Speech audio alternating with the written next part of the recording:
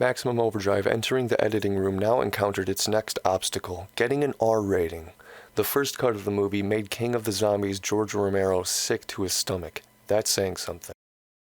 In the Fangoria magazine interview before its release, King said, "They ran it by the ratings board, not officially, you understand, but in a review capacity. The result we got back was X 10 ways. At that point, there were 10 specific incidents that would have caused an X rating. We should get an R. That is where it is, unless they prove to be very intractable.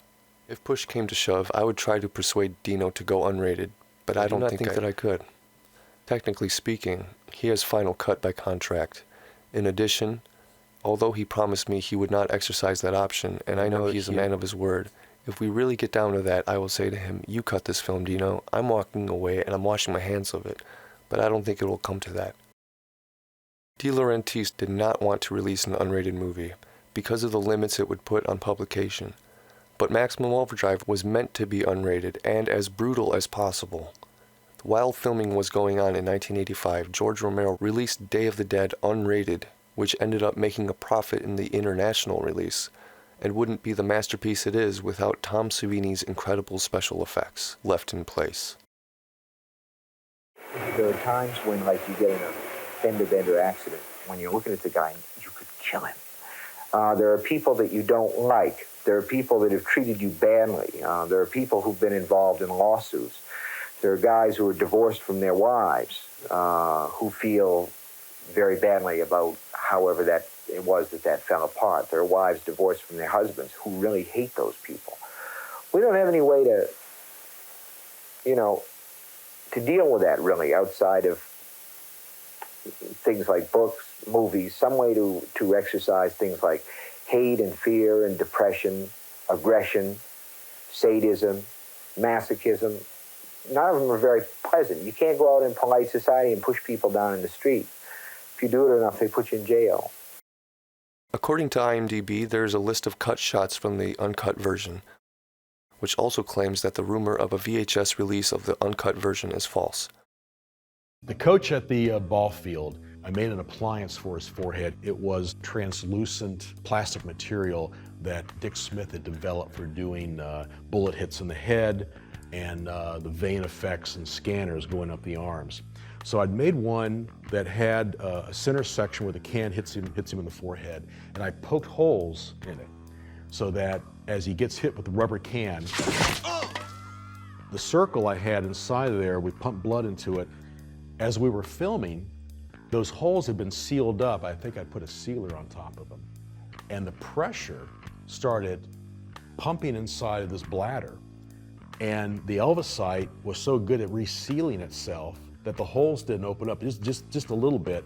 All of a sudden, a giant welt appears on the guy's forehead, which looked really cool. I mean, it was unplanned, but this huge welt, and then blood starts spurting out the holes a little bit at a time, and then he falls out of frame. So that didn't make it in the film. And there is a way of shooting it that you minimize the bloodshed, or there's a way that you go for the gore effect. And I think we went for the gore effect. But the MPAA board just did not quite agree. I mean, it gets graphic. We went for the whole hog. We killed kids. There was a roller that was going to flatten a kid. The main stunt with the steamroller was terrifying but thrilling.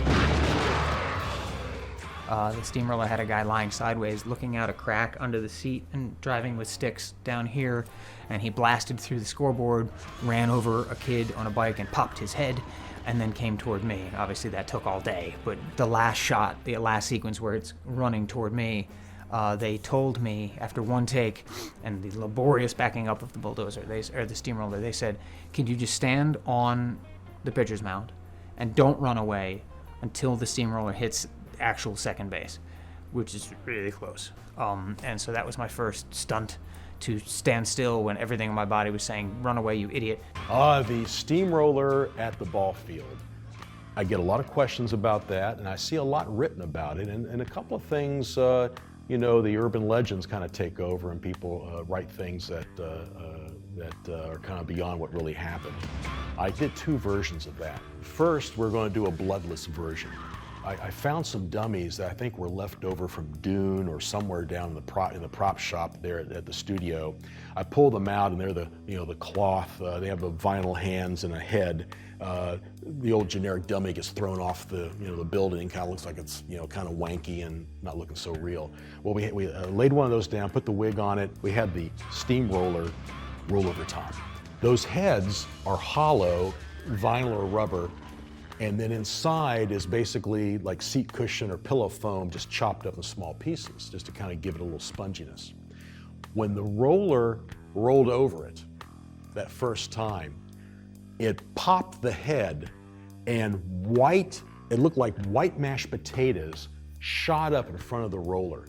And it just looked like the guy's brains were being shot right out of the top of their heads with this muffled pop sound.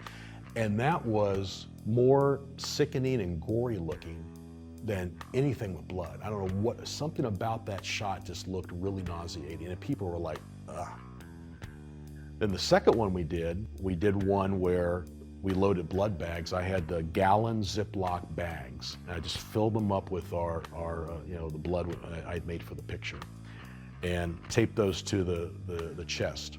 And as the steamroller rolled over it, you just see the blood geyser, just like a geyser, just shoot right up in the air. It put a big blotch of blood all over the roller, and as it went along, it left a print of blood on the grass as it went along. None of that is in the movie.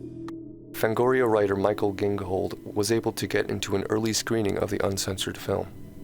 In 2019, he wrote about the uncut shot of the steamroller running over Bobby. That one got a lot of cries and jumps in the audience. It was rare to see a child killed so brutally in a mainstream horror film, especially with such a graphic punchline. It certainly startled me, and after the momentary shock had subsided, another thought occurred to me. There was no way this was going to get away with an R rating. When we did dailies and something came off that might be really grotesque, and in some cases turned out to be much too grotesque to actually be in the film, you would hear people laughing hilariously, and they would applaud and stuff like that, because your first emotion in both humor and horror is this sort of childish delight. That's a fine dance. We were actually with some of the movies that we made back in the 80s. That was kind of the horror genre. The genre of filmmaking is to scare. Stephen wanted to be the boogeyman. He wanted to scare everybody, scare kids. How do you scare them? Give it to them. An additional shot of a dead gas station attendant with his scalp peeled off and brain exposed was deleted. The shot of the shit-faced homeowner's body after having been chewed up by the lawnmower was cut. We only get a glimpse of his bloody feet in the final cut. There were scenes of levitating machinery cut from the film and script, including the chainsaw and the hairdryer, of which we only see the aftermath. The only remnant of this type of attack kept in the final cut was the electric knife cutting Wanda, obviously only for the continuity of her injury. Dino De Laurentiis, the producer, may have been going for a more logical approach, where King wanted it to be more paranormal and totally inexplicable. In the Fangoria interview, King said, "I made a movie about what happens when a bunch of people are in a situation where absolutely everything is inexplicable." The symbols flashing on the video games in the truck stop are those typically used by researchers of clairvoyance and ESP. It is not the Star Castle game playing, but a clear sign that these events are supernatural. We did have the one fella, it's very minimal in the movie, but he's in the backyard where the lawnmower, I think the next door to the lawnmower, and we see the chainsaw sitting on his neck. That was one of the effects that I wanted to do something more elaborate and kind of duplicate an effect that had been done on Day of the Dead, where we would have dropped his head back into a hole in the ground and then put a fake head with the face kind of chopped off by the lawnmower and have that sitting there. But that was truly a little beyond, I think, where they wanted to go. So we ended up just having the actor lay there and put the cutout in the chainsaw around his neck with the blood around it. There was a shot deleted of a dead man in the ice cream truck. Shockingly, the video player was not dead.